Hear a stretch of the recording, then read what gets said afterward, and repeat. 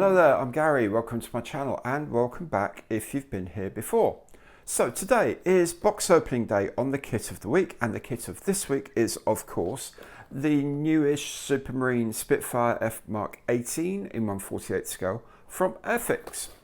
I'll have a look at the history of the kit, I'll have a look at the competition for it that's available on the market, and I'll show you of course what's in the box for your money. Now if you've got one of these already and you want to know how to put it together, look out for the companion build video or the companion video on Thursdays, which is the combo with today's content, the build content, and of course some bonus historical material.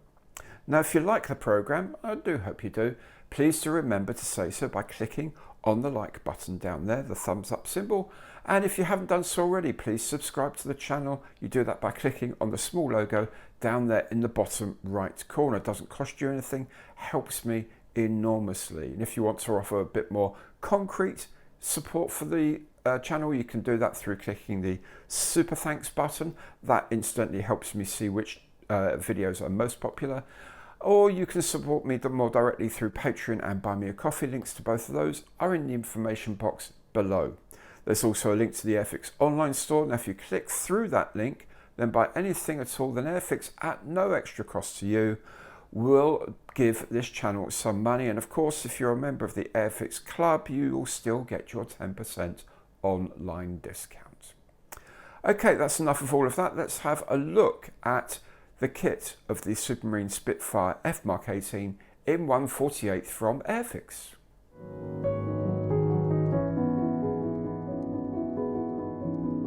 The history of this kit is mercifully very short. In 2019, Airfix issued a new tooling of the Spitfire 14 to generally good reviews. In the following year, they released a box with two civilian schemes of the same mark. Then in 2022, changed some of the decals and added weapons to create this box of the Mark 18. When it comes to the competition then, strictly speaking, there isn't any. This is the only Spitfire 18 in 1/48 scale. There is none in any larger scale. There are a few kits in 1/72 scale, notably from AZ model in a 2010 tooling and MPM based on a 1993 tooling. There are also 1/72 kits from Freight Dog, Jays and Ventura.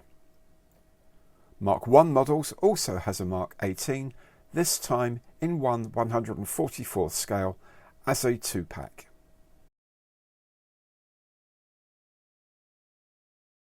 The kit is rated at skill level 2, so it's achievable by someone who's maybe made one or two kits previously. It also comes with a token for 2 flying hours. Now you can collect these as a member of the Airfix club towards a free kit in the future, or you can donate them to Models for Heroes. A link to this very excellent charity is in the information box below.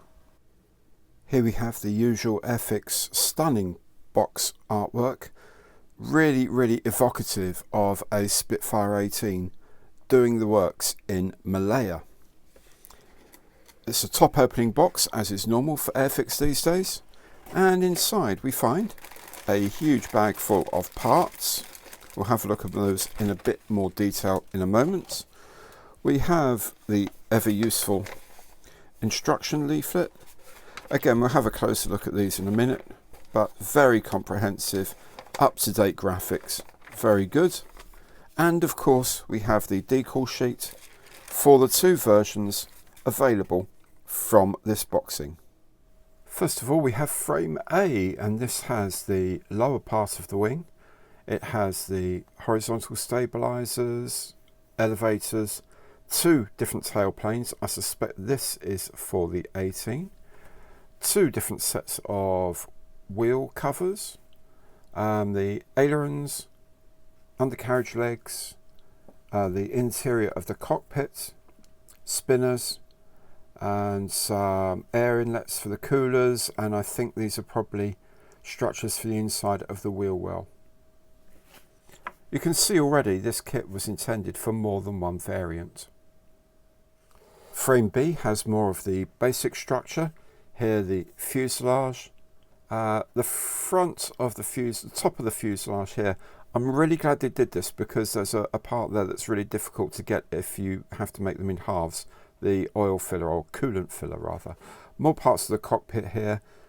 Radiators, covers for the rocker covers for the engines, structures for the wings, instrument panel and the propeller. And this seems to be some sort of slipper fuel tank, which I don't think is used on this variant.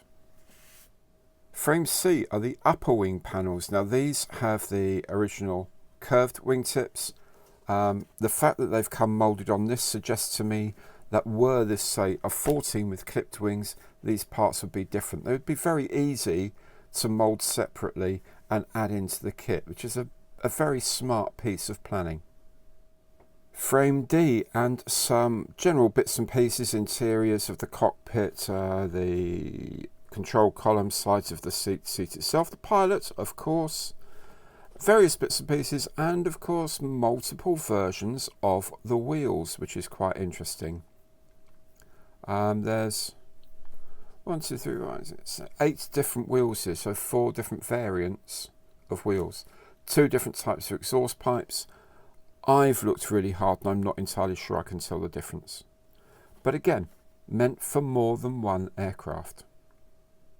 Then we come to frame F. I'm pretty sure this is particular to the F.Mk.XVIII, as this is all the armament.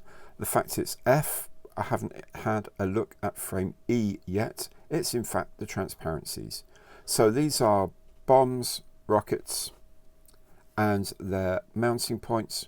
All very good. But I think I'm going to be doing this with rockets. So there they are there. Okay, this is very much for the F-18.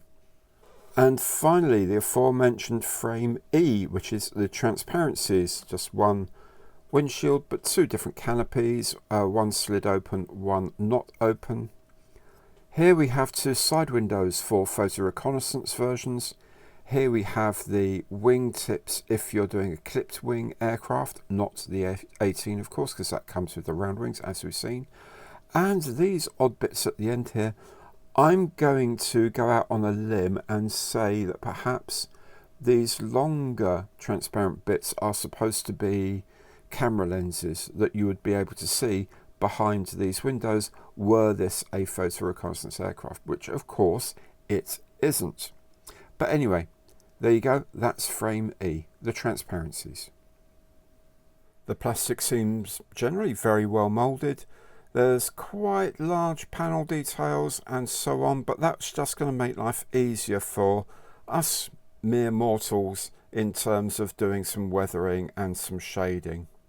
If it's too realistic, it really is too difficult for most people to get right.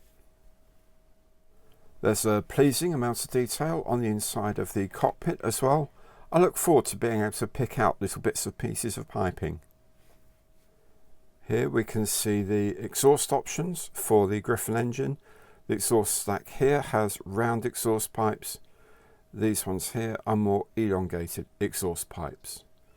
And the wheels, well, there's various tread patterns, but also a set designed for wheels retracted as well as wheels deployed. There's the pilot figure, well enough moulded if you want to pick out quite a lot of detail in the uniform and the harness. Again, plenty of detail to pick out here for the fuselage, particularly the screws here for opening up the engine compartments. And I do like this part here. On a lot of kits, this is part here. It covers the glycol tank at the front of the fuselage, and you've got these fillers here. Normally that would be a fill line between the two, and you'd have to really work to get these circular indentations sorted out again. Fortunately, Airfix have thought of that and taken the problem away. The instrument panel has quite a lot of relief, so I'm not entirely sure how well that's going to work with the decals. It might be a case for a bit of dry brushing, a bit of improvisation, and painting the whole thing myself. The instruction leaflet is very much of the modern Airfix style. Considerably fewer pages of warnings in multiple languages. The instructions are nicely shaded. Orange bits to show you the bits you've already done. green bits that are options that maybe need to be cut out for one option or another. Very, very simple, very straightforward looking, very clear. I don't think we'll have any problems at all with these instructions. At the end are the two versions of the colours, one for number 60 Squadron Royal Air Force, the Far East Command in 1947, and the other for an aircraft of the Indian Air Force in Western Air Command HQ in 1947 as well. And finally, the decal sheet. At the top, the common decals as normal, including the instrument panel and various stencils, trestle locations, walkway limits and so on. Then here we have the decals for the RAF number 60 Squadron aircraft, TP222, and then at the bottom here the colours of the Indian Air Force aircraft. As usual, these are printed by Cartograph, very sharp, very strong colour, very, very good colour registration. There we go then, the Spitfire F.Mk.XVIII. I'm really quite looking forward to building this. Now, if you've enjoyed this show, and I hope you have, please do remember to say so by clicking the thumbs up symbol down there to like it. And if you haven't done so already, do please subscribe to the channel. You do that by clicking on the logo in the bottom right. It doesn't cost you anything. It helps me enormously. In any case, thank you so much for watching, and I'll see you next time.